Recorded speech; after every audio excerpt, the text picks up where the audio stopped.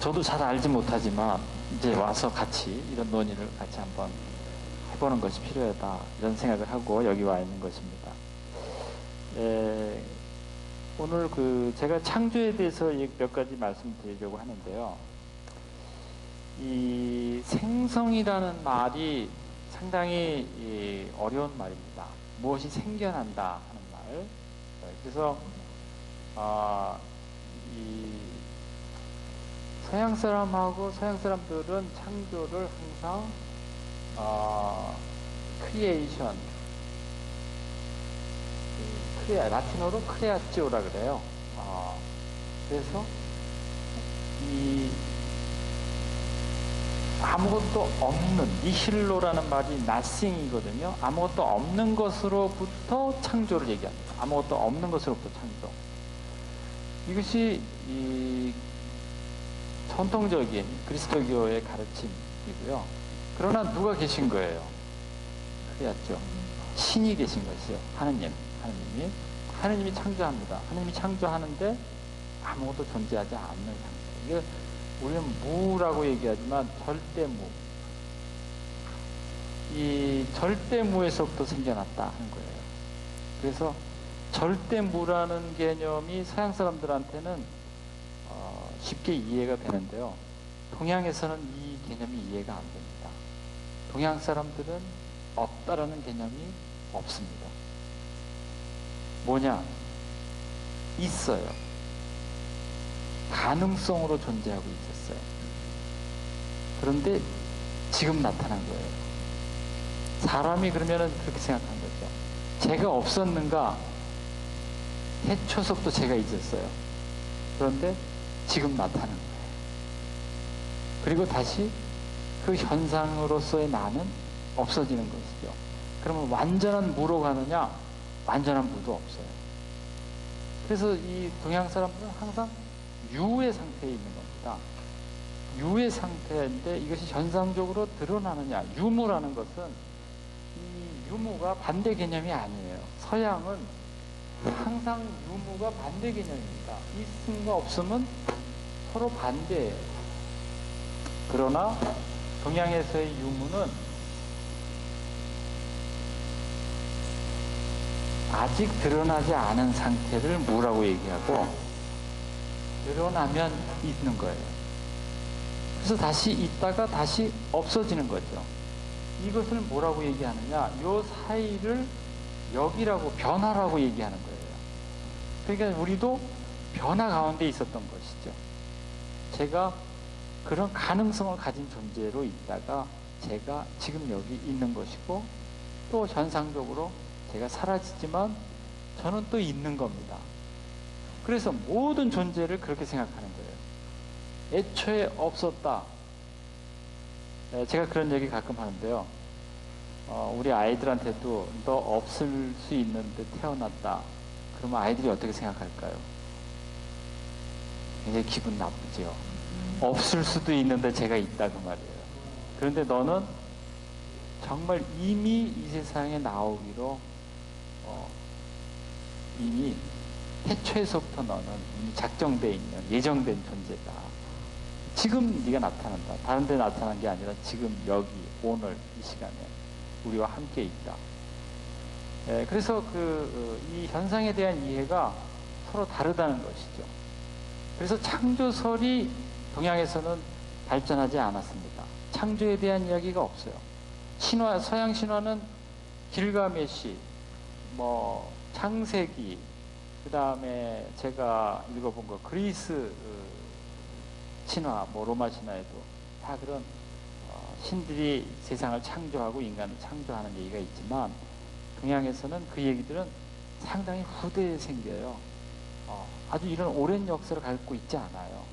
거의 한나라 때에 이런 동양 신화들이 생겨납니다.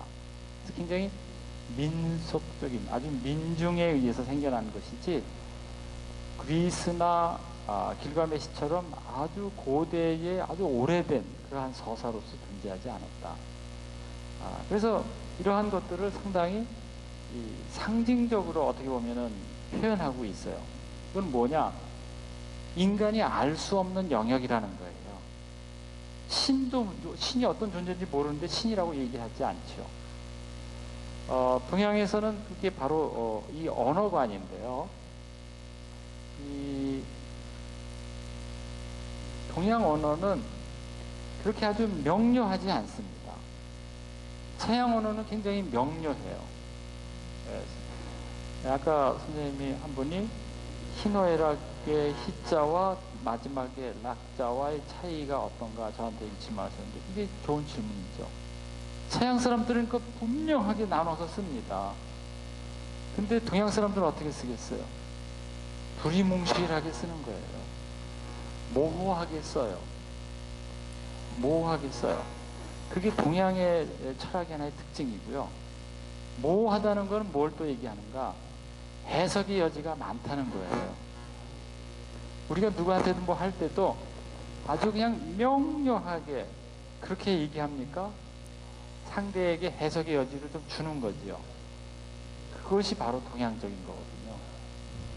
때로는 그것이 우리를 혼란스럽게 만들기도 해요. 그런데 그것은 철학적으로는 상당히 풍부하게 만드는 요소입니다. 이건 정통 중국 철학을 공부하는 사람들이 그렇게 얘기하는 거예요. 중국 철학 자체는 모호한 철학이다 그 말이에요. 서양 철학은 아주 클리어해요.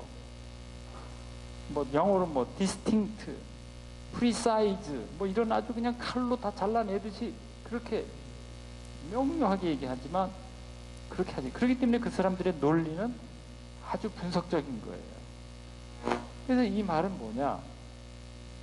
이때의 언어는 상당히 모호하기 때문에 언어의 한계를 가지고 있다는 거예요.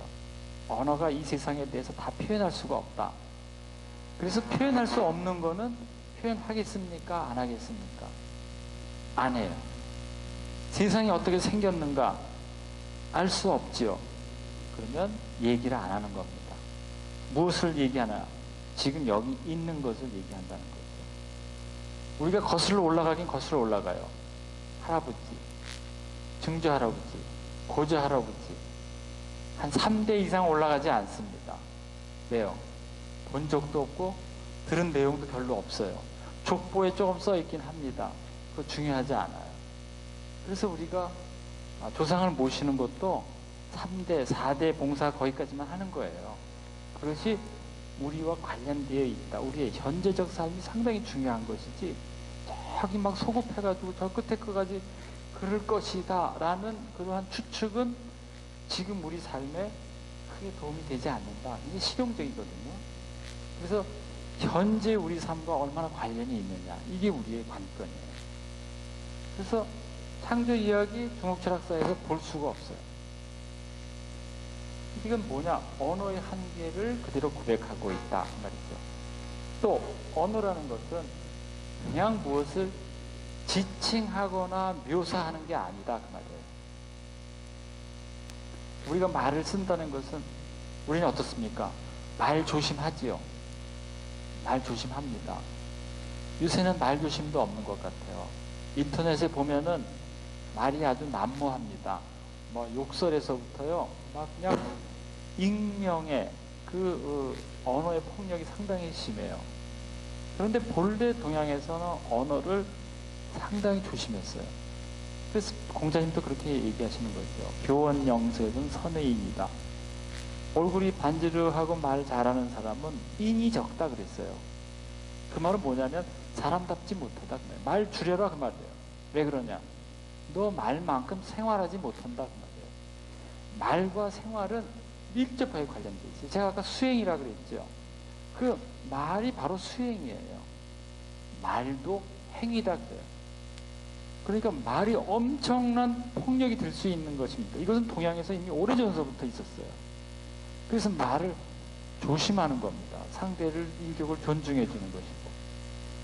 그래서 그 말 자체가 하나의 행위로 나타나기 때문에 이것은 어떤 지식의 차원에서 내가 알 수 없으면, 내가 그렇게 어떤 내 행위와 직접적 관계가 없으면 제가 더 이상 그 말을 하지 않는 것이죠.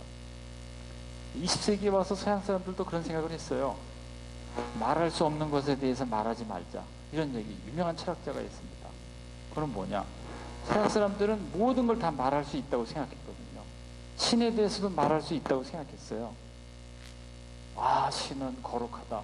신은 선하다. 그런데 그 거룩하다, 선하다는 말은 어디에 쓰는 말이에요?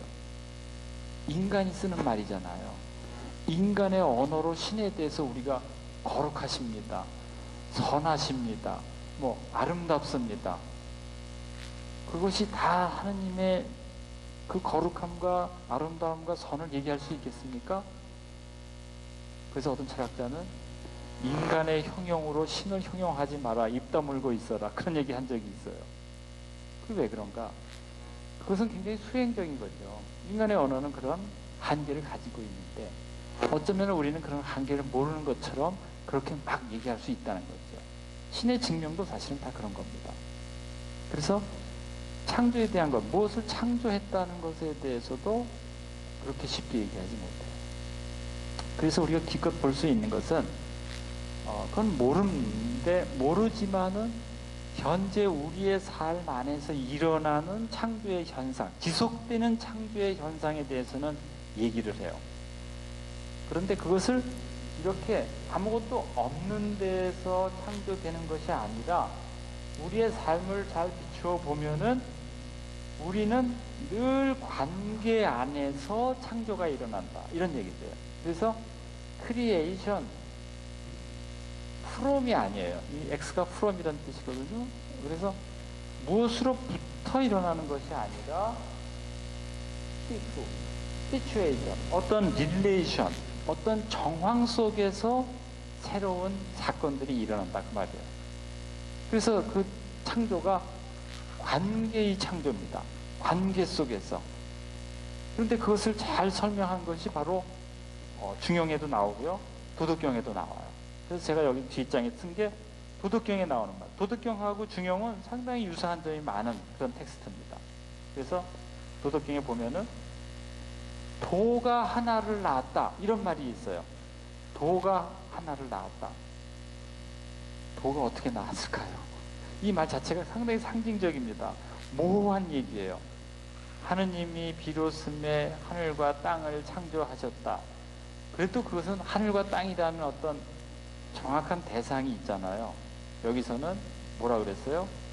도가 하나를 낳았다. 이렇게 얘기했어요. 그 말은 우리가 달리 해석하면은 모든 것이 도 안에 있었다. 그 말입니다. 도가 하나를 낳았다. 하나라는 것은, 이때의 하나라는 말은 유명한 철학자가 마이스터 에카르트라는 철학자가 그런 얘기를 했습니다. 하나님이라는 그때의 하나는 하나, 둘, 셋, 넷, 셋은 하나님이 아니라는 거예요.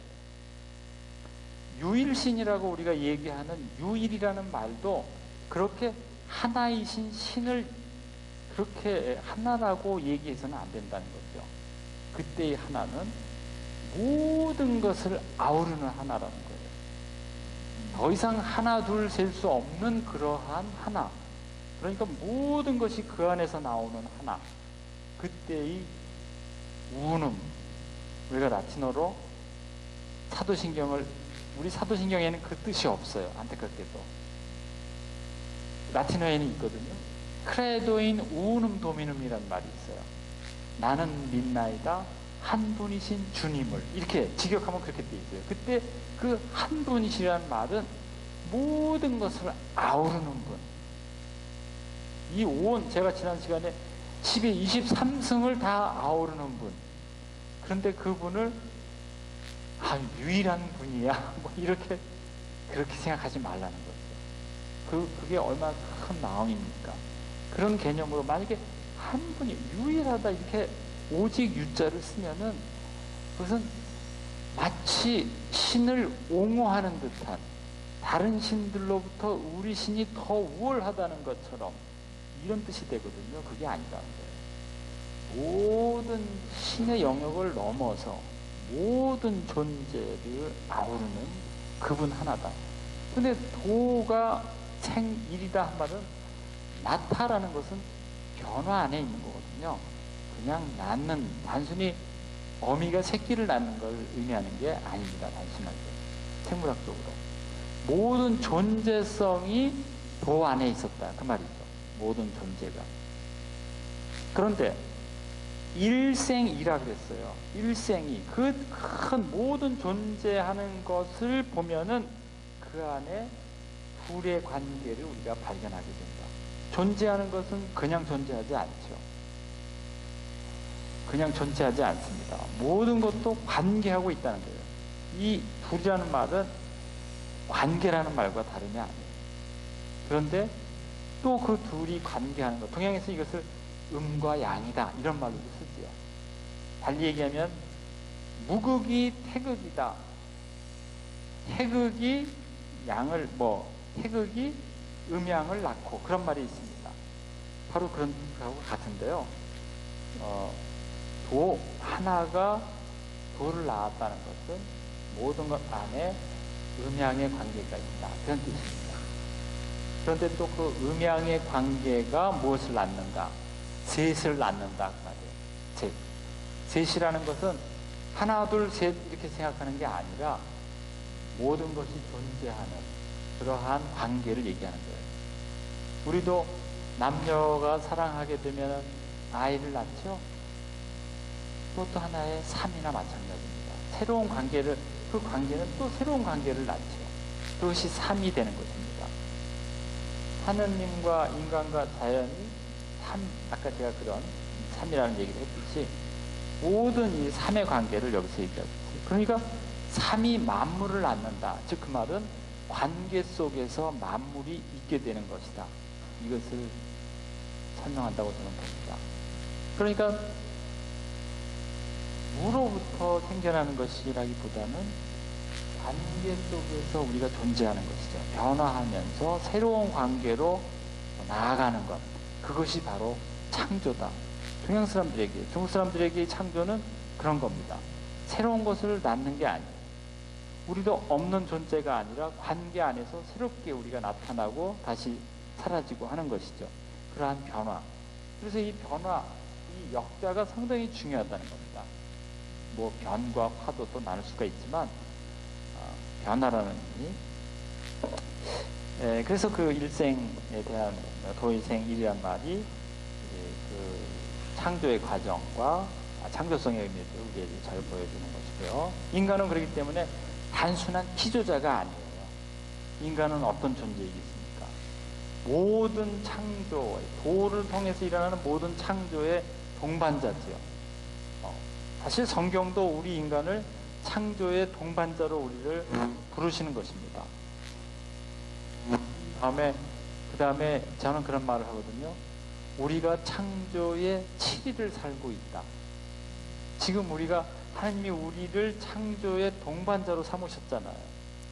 그래서 우리가 지금 창조의 7째 날을 살고 있는 겁니다. 저는 그렇게 생각해요. 뭐 7째 날 다시 6째 끝나고 하루 쉰 다음에 다시 하루가 시작된 게 아니고요. 그 하나님 세계, 하나님의 날수 안에서는 우리가 늘 7일 안에 있는 거예요. 그래서 우리가 그 창조를 완성하도록 데이아르 샤르땡 신부님에 의하면은 우리가 그 오메가 포인트로 가도록 그렇게 되어 있다는 것이죠. 그래서 예수님이 그 창조의 7일에 가장 중요한 분으로 나타난 분이에요. 그런 얘기를 이제 하시는 거죠. 그래서 그 인간의 성이 얼마나 중요한가를 그 다음 그 아래 문장에서 볼 수 있습니다. 유, 천하, 지성, 위, 능, 진기성이라고 그랬어요. 오로지 천하의 지극한 성실성이야말로 능히 그 본성을 다할 수 있다. 성실함이야말로 우리 본성을 다할 수 있다. 그 말입니다. 오로지 천하의 지극한 성실성, 성실이야말로 능히 우리의 본성을 다하게 할 수 있다. 그러니까 내가 본성을 다할 수 있다 그 말이죠. 능히, 능진기성, 진인지성. 이때 인이라는 것은 다른 사람의 본성을 얘기하는 것입니다.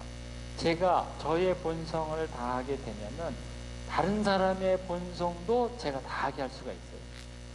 또 내가 다른 사람의 본성, 능, 진, 인지성, 다른 사람의 성을 다할 수 있게 한다면, 즉 능, 진, 물지성이라고 했어요. 모든 물에 그 본성을 다하게 할 수 있다. 또 능, 진, 물지성, 즉 가히, 찬, 천지지, 화육이라고 했어요.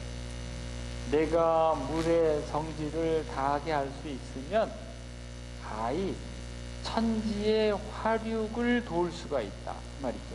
천지의 화육. 제가 앞서서 창조의 7일에서 우리가 하나님의 창조를 돕는다고 그랬는데, 여기도 똑같은 말입니다. 천지가 변화되고 자라는 것을 우리가 도울 수가 있어요. 화육이라는 건 변화되고 자라는 것이죠. 거기에 우리가 참여한다는 겁니다. 가히 천지, 가히 찬, 이때의 찬이라는 건 돕다는 것이죠.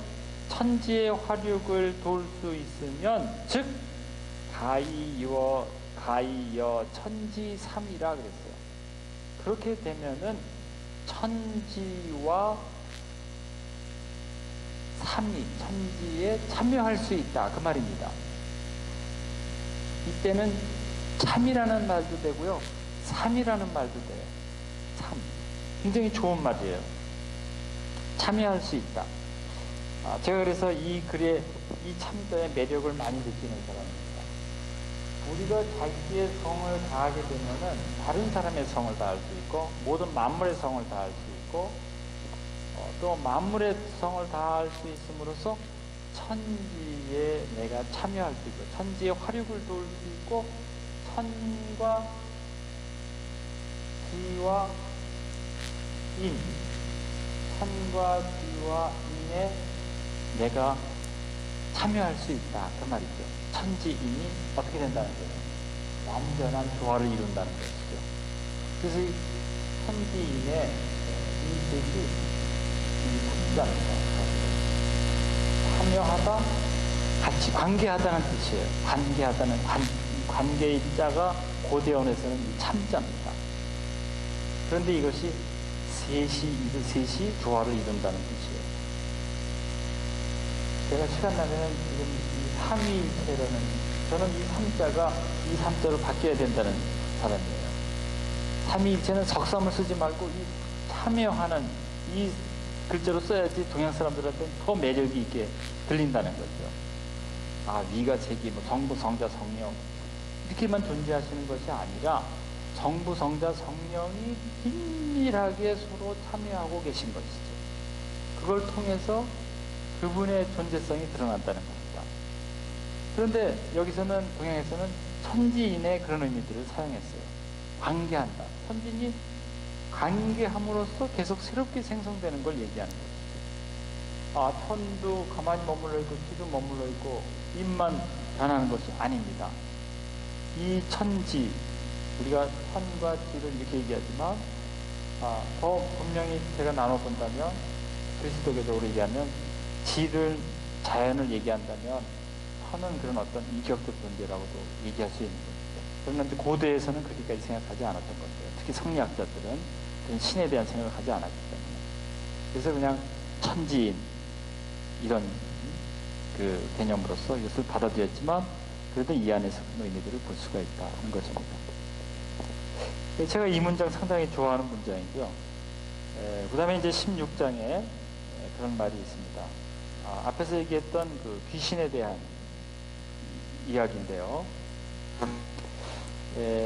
여기에 제가 몇 가지 앞에서 1장에서 나왔던 이야기가 여기서 다시 반복되고 있어요.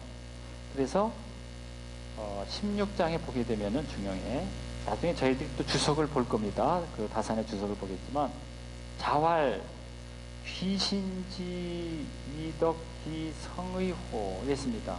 공자께서 말씀하시기를, 자활하는 것은 공자가 이렇게 말씀하셨다, 실제로 말씀하셨는지 안 했는지 모르지만 공자님의 말씀을 이렇게 권위를 가지고 이 말씀을 전하려고 하는 것이죠. 거기에 보면은 귀신의 덕대미, 귀신지 위덕, 기성의호, 참으로 크구나, 그런 뜻입니다.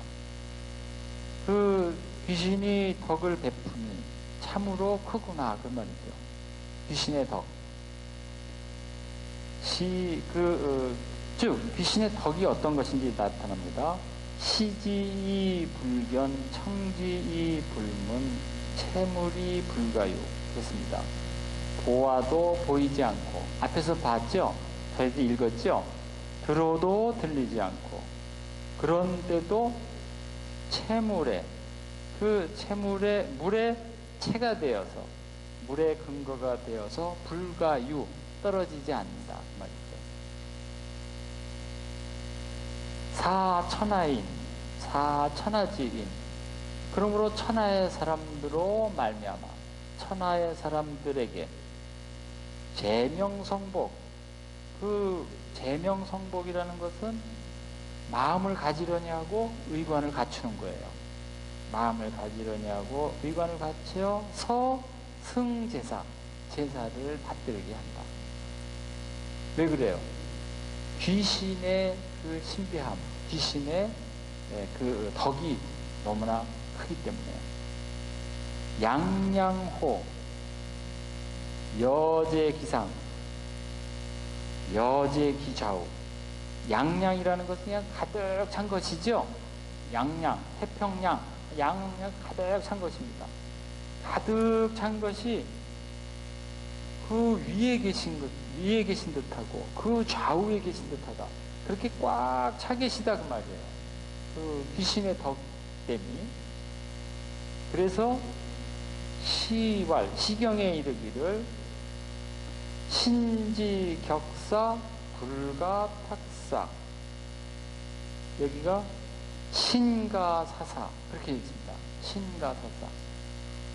이때의 사자는 별 의미가 없습니다. 신이 다다름을 불가탁사, 헤아릴 수가 없고, 신이 우리에게 다가옴을, 우리에게 다가와 있음을 우리가 할 수가 없다, 말입니다. 그러니 신가사사라 그랬어요. 어찌 하물며, 어찌 싫어하겠는가. 우리가 존재를 알아야지 좋아하고 싫어하고 그러죠. 그분이 여기 이렇게 다가온지를 우리가 잘 모르는데 어떻게 그분을 우리가 좋다하고 싫다하고 얘기할 수 있습니까? 부미지현 성지불가엄 여차불하 했죠. 무릇 미묘함이 뚜렷한 것이다. 미묘함의 뚜렷함, 아주 또 작은 것을 미라고 했죠. 그 미묘함의 뚜렷함은 성지불가엄이라고 그랬어요. 그 성실함을 불가엄, 가릴 수가 없는 것이다. 그분의 성실함을 가릴 수가 없는 것이다. 그것이 여차, 이와 같다. 이 부자는 어디서 하고 별 의미가 없습니다. 그래서 미묘함이 나타나는 그 성실함이라는 것은 우리가 가릴 수가 없는 것이다. 이와 같이 귀신의 덕은 정말 크고 우리에게 베품이 우리가 헤아릴 수 없는 것이다. 그것을 얘기하는 것이죠. 그래서 이 16장을 보게 되면 앞에 1장에서 나타난 막현홈이라는 그 내용들을 다시 우리가 여기서 살펴보게 되는데요. 3번 나타납니다. 1장의 막현호은, 16장의 부미지현, 33장의 지미지현, 이렇게 3차례에 걸쳐서 귀신의 덕에 대해서 얘기를 해요. 그래서 이것이 아주 일관되게 귀신에 대해서 얘기하고 있는 그 책이다 하는 것을 알 수가 있습니다. 시경에 그런 말이 있습니다. 의금상경이라는 말이 있어요. 의금상경이라는 것은 아주 금이 비단이잖아요. 비단 옷을 입고 상경은 그 위에다가 경이라는 것은 배옷이에요. 배옷을 입었다, 그런 뜻입니다. 그렇게 옷 입는 분 계십니까? 희단 옷을 입고 그 위에다가 베옷을 입었다. 우리가 슬픈 일이 일어나면은 아주 갈포 옷을 입죠. 그 애도함을 드러내기 위해서 우리의 모든 그런 것들을 다 가립니다. 사실 그런 것도 그런 의미를 가지고 있어요. 네, 근데 도덕경에 그런 말이 있어요. 이 도덕경에 어떤 말이 있냐면 피갈회옥이라는 말이 있어요. 피갈회옥. 이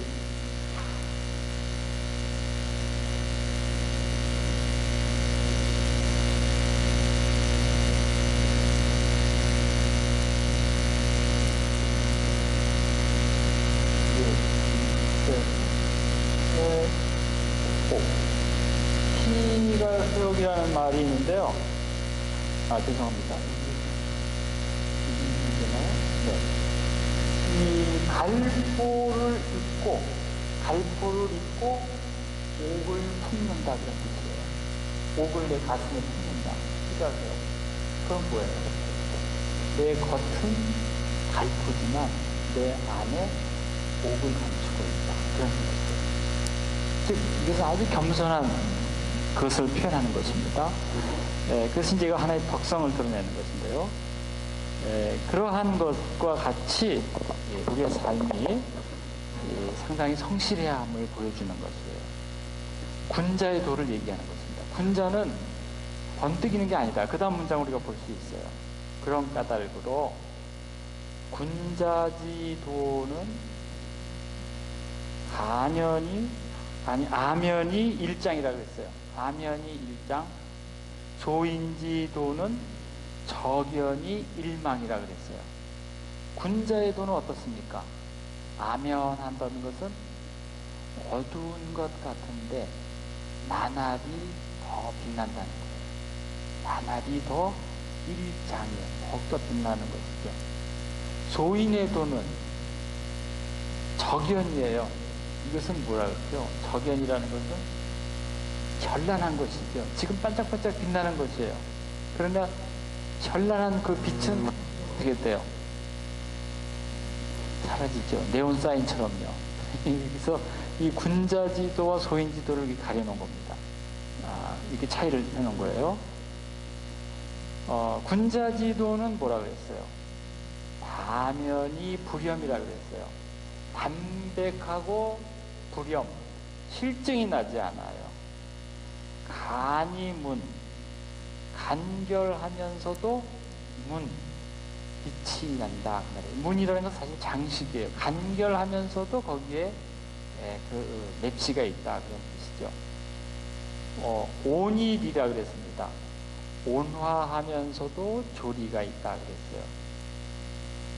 지원직은 멀리 있는 것이 그 가까움, 멀리 있는 것의 시작을 알고, 뭐가 어디 멀리 있는 것도 우리가 그랬잖아요. 천리길도 한 걸음처럼 이라는 말처럼 멀리 있는 것, 또 멀리 행해지는 것의 그 시작을 알아요. 풍지자, 바람이 멀리서 불어오죠. 그런데 그 바람의 시원을 잘하는 것은 그 시작하는 곳이거든요. 그걸 알아요. 또 뭐냐? 미지한, 이런 말이 있어요. 미지한, 그 은미한 것의 뚜렷함을 알아요. 아주 독특한. 그래서 가여 입덕의다 그랬으니까 가히 함께 더불어서 덕에 들어갈 수 있는 것이다. 그런 얘기. 여기 바로 지금 여기서 얘기한 것이 군자의 도의 중용의 도를 얘기하는 것입니다. 그 마음의 상태가 어때요? 담이 불염, 간이문, 온일이, 지원직은, 지풍지자, 지미지현. 이것이 바로 그 군자의 도를 얘기하는 것이죠. 군자의 덕을 얘기하는 것입니다. 그래서 이 중이라는 것은 아주 중요한 그러한 가르침이다. 그런데 우리는 여기에 금방 들어갈 수 없기 때문에 그 신독을 통해서 공부를 하고 또 치중을 통해서 여기에 다다를 수 있다 하는 것이죠. 그래서 그 용이라는 것은 중화를 그렇게 늘상 이루어내는 것을 우리가 용이라고 얘기할 수 있어요. 중용이라는 말에서 용자요. 그래서 제가 지난 시간에 항상 상자와 똑같은 말이다 이렇게 말씀을 드렸는데요. 그래서 늘 그러한 것을 우리는 용이라는 말, 그게 항상, 경상, 평상 그런 말이 있어요. 여러분들 평상심 시도 그런 말 들어보셨죠? 평상심이 도다 그럴 때 그 평상이 바로 그 용이라는 말과 같습니다. 상자하고 용자하고 같은 말이에요. 항상 상자. 그 다음에 이제 조금 특별한 그 개념이 하나 있는데요. 군자의 도는 비지은이라는 말이 있습니다. 군자의 도는 비지은이다. 상당히 재미있는 표현인데요. 이것은 군자의 도는 비라는 것은 아주 퍼진 걸 우리가 비라 그래요. 멀리 펼쳐져 있는 것. 그 다음에 은이라는 것은 아주 작거나 신의에서 우리에게 드러나지 않는 것. 그것을 은이라 그래요. 그런데 군자의 도는 이러한 천도를 따르는 것이에요. 사실은 비이은이라는 것은 귀신의 덕성이거든요. 그런데 군자는 이 귀신의 덕성을 따른다 그 말이에요. 그래서 제가 그 밑에 중용은 사람의 도고 비유는 하늘의 도다 이렇게 얘기했는데, 즉 하늘의 도는 너무나 크게 펼쳐져 있어서 어떤 곳으로도 능히 실을 수가 없지요. 그리고 너무나 작게 쪼개져 있어서 그것을 더 작게 할 수가 없다. 아주 미세하게 우리에게 펼쳐져 있다는 것을 보여주는 것입니다. 또 하나는 그러면 군자의 도는 어디서 시작돼야 되는가? 군자의 도는 배울 것입니다. 그래서 그 동양에서는 군자의 도를 배우는 데는 멀리 있는 곳이 아니라 가정에서부터 시작된다 하는 얘기를 합니다. 중용이 그런 얘기를 하고 있어요. 그래서 군자지도는 조단호 부부라는 말이 있어요. 아마 많이 들어보셨을 겁니다. 부부에게서부터 시작된다 그 말이에요. 조단호 부부. 가정을 너무 중요하게 여깁니다. 육아에서는. 육아에서 이혼 가능할까요? 못할까요? 천주교만 이혼 불가능한 거 아니에요. 육아에서 이혼 불가능합니다. 그만큼 부부의 관계를 중요하게 여겼어요. 그래서 이것이 왜냐? 그것이야말로 군자의 길로 가는 것이기 때문에. 조단호 부부에게서부터 비롯된다. 그 지극한 것에 이르러서는 찰호천지, 천지를 살펴야 된다. 그러니까 천지를 살핀다는 것은 가깝게는 누구를 살피는 거예요? 부부를 살피는 거죠. 부부 사이에서의 관계를 살피는 거고요. 밖에 나서서는 천지를 살피는 거예요. 찰호천지라 그랬거든요. 그러니까 아주 작게는 우리 가정, 아주 넓게는 온 세상을 얘기하는 것이죠. 천지라는 것은 온 세상을 얘기하는 것입니다. 그래서 이 군자의 도의 범주가 가깝게는 가정에서부터 이 온 세상까지 그렇게 크게 펼쳐져 있다는 것을 우리에게 보여주는 것이죠. 대략 이제 이런 내용들을 통해서 제가 이게 이제 입문입니다. 앞에 제가 대략 중용을 얘기한 거고요. 이제 앞에 그 다음에 제가 그 중용의 서문이 있어요. 이거는 그냥 같이 한번 읽어보도록 하겠습니다. 이건 누가 썼냐 하면은 주자라는 철학자가 썼어요. 주자라는 철학자가. 그래서 이 주희가 썼는데 중용장구서라 그래요. 중용장구서. 장구라는 말은 지금 어떤 개념으로 설명드리자면은 주석이라는 뜻입니다. 중용 주석에 대한 서문. 그러니까 나름대로 중용의 주석을 썼는데 거기에 서문을 다시 달았어요. 중용 하회비 자기야. 그냥 읽겠습니다. 중용을 지은 까닭이 무엇인가? 중용은 자사가 도학이 그 전통을 잃어감을 염려해서 지은 것이다. 대개 옛 성왕이 천명을 받아 기준을 세워 도학의 전통이 처음 시작되었다. 그러니까 옛날에 성왕은 누굽니까? 요순우탕이 성왕이에요. 그 요순우탕이 그런 천명을 받아서 기준을 세워줬는데요. 여기에 그 얘기가 나옵니다.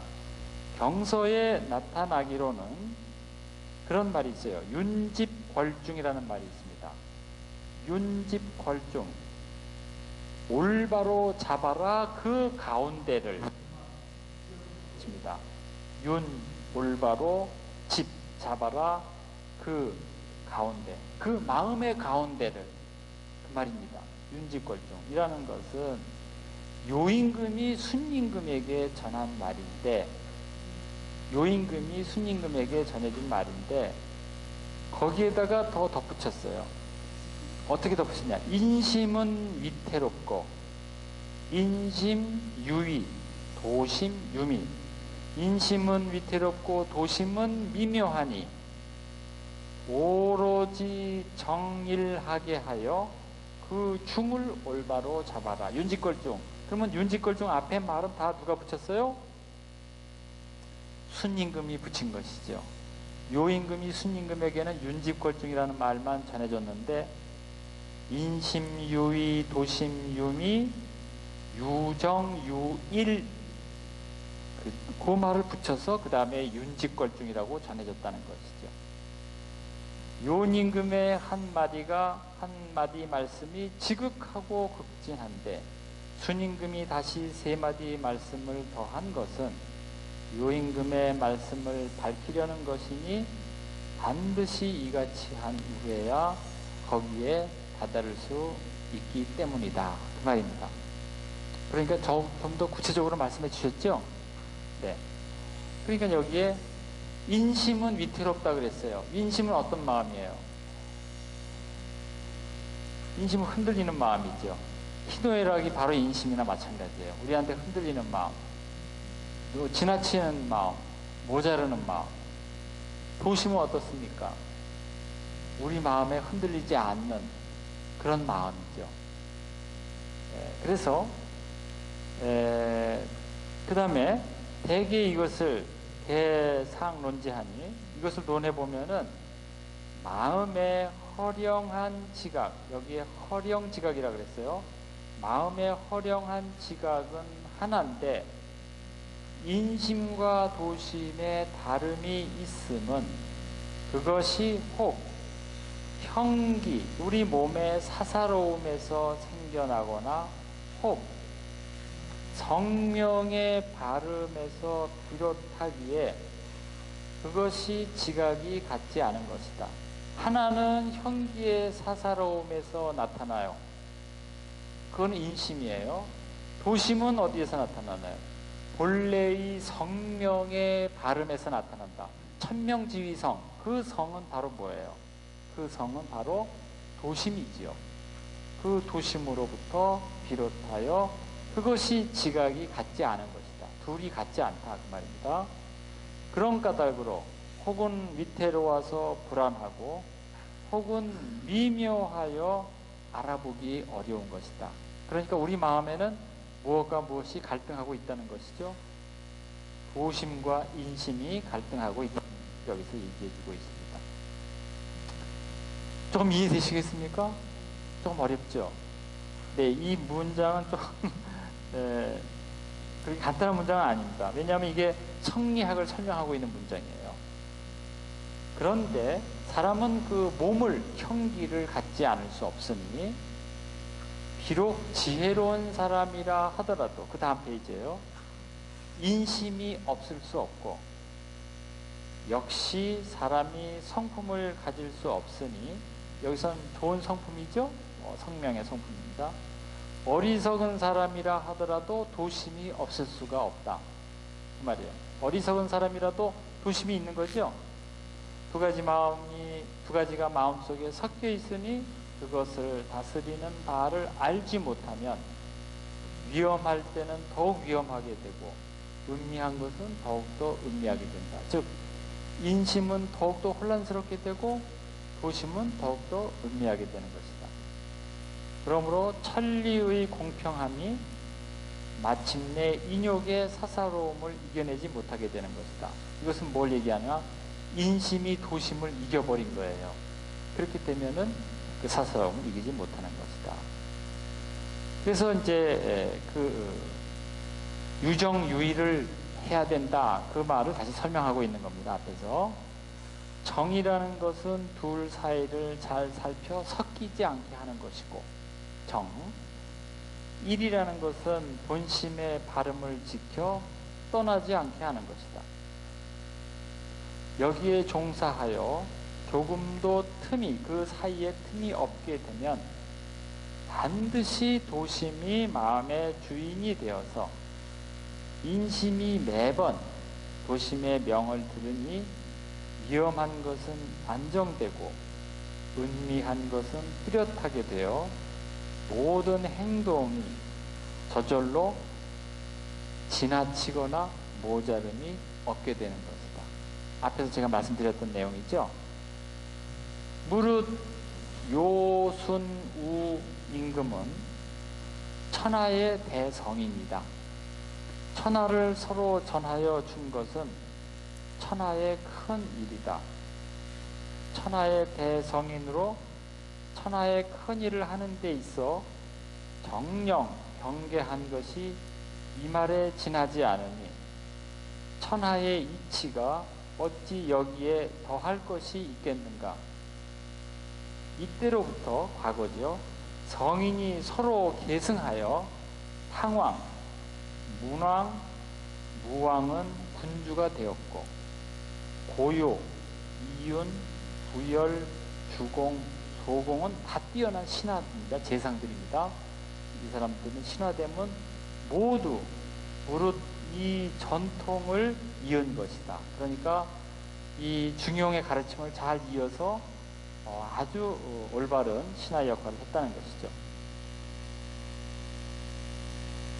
비록 오늘 공부자 같은 분은 비록 그 지위를 얻지 못하였어도 지나간 성인을 계승하여 다가올 학문을 열었으니, 굉장히 유명한 말입니다. 개왕성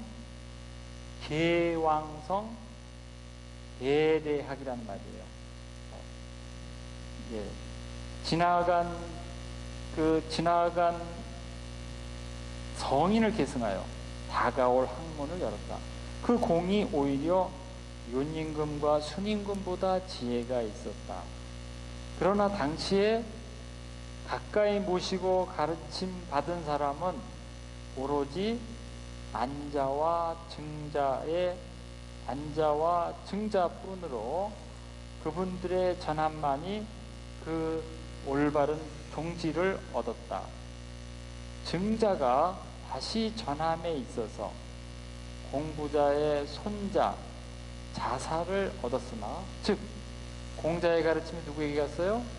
증자에게 갔죠. 증자의 가르침이 다시 자사에게 갔어요.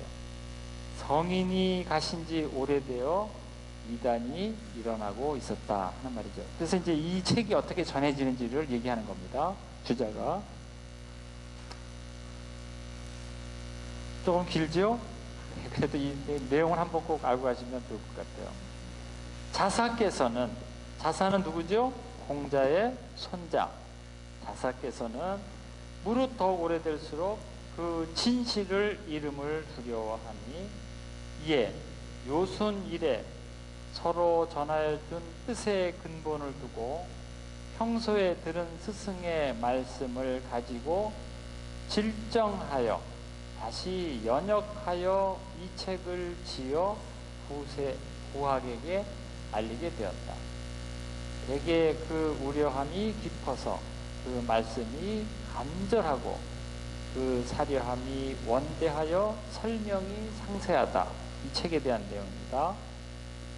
책에서 말하는 천명, 솔성은 도심을 일컫는 것이고 택선 고집은 정의를 일컫는 것이다. 앞에 정의를 우리가 배웠죠? 네. 군자 시중은 집중을 일컫는 것이다.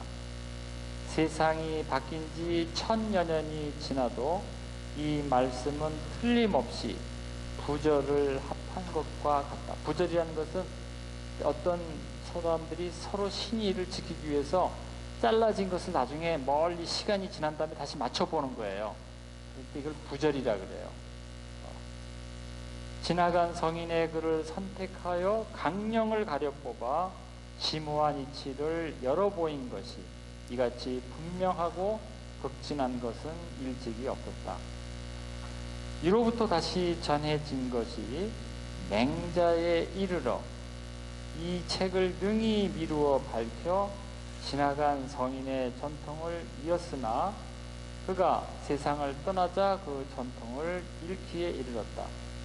우리의 도가 기탁하는 바가 언어 문자 사이를 넘어서지 않으니 이단의 설이 날로 새롭게 일어나 노자와 부처의 무리가 나타나기에 이르렀으니 두루 이치에 가까우나 진리를 크게 어지럽혔다. 이제 여기에 노자와 장자, 불교를 비판 나오는 것이죠. 그런데 오히려 다행스럽게 이 책이 없어지지 않았는데 정자 형제가, 정자라는 것은 정의천, 정호정이라는 그 형제예요. 정명도라고도 얘기하고 정의천 두 형제인데요. 상고할 바를 얻어 1000년 동안 전해오지 못하던 단서를 이을 수가 있었다. 근거할 바를 얻어 무릇 노불의 옳은 것 같은 그런 것을 물리쳤다. 그러니까 이것은 사이비 지식이다 이렇게 얘기한 것이죠. 대개 자사의 공이 여기에서 위대하지만 정자가 아니었더라면 그 말씀을 가지고 그 마음을 얻을 수 없었을 것이다. 이렇게 이게 서문입니다. 아주 유명한 서문이에요. 제가 그냥 여러분들하고 그 원문을 같이 읽으면 더 좋은데 시간이 많이 소요되기 때문에 여러분들이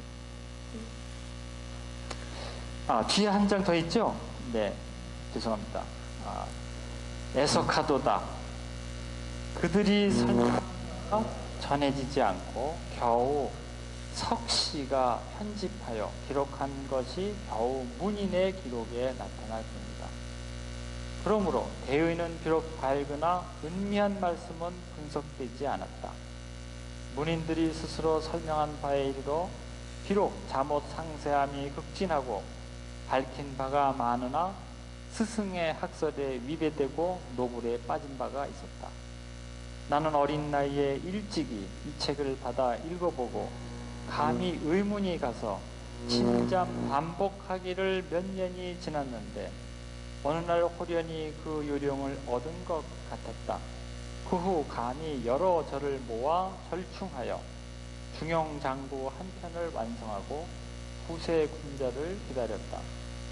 한둘 뜻이 같은 사람과 석씨의 책을 다시 모아 번잡한 것을 정리하여 중용집략이라 이름을 지었고 일찍이 논변하는데 취하고 버린 뜻을 기록하여 별도로 중용홍문이라고 하여 그 뒤에 붙였다. 이 책이 두 권입니다. 중용홍문이라는 것은 여러 학자와 같이 논의한 것을 다시 또 책으로 모아놨어요. 버리지 않았어요.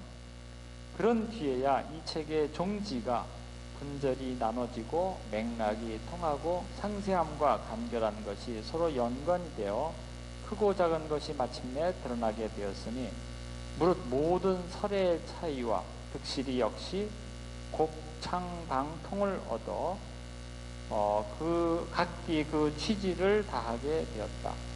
비록 도통을 전하는 데 있어서 감히 함부로 의논할 수는 없으나 초학자가 혹시 취할 바가 있으면 역시 바라건대 멀리 가고 높이 오르는 데 있어서 한 가지 도움이 될 것이다. 그래서 아주 늦은 나이에 60살에 이 책을 정리한 것입니다. 그래서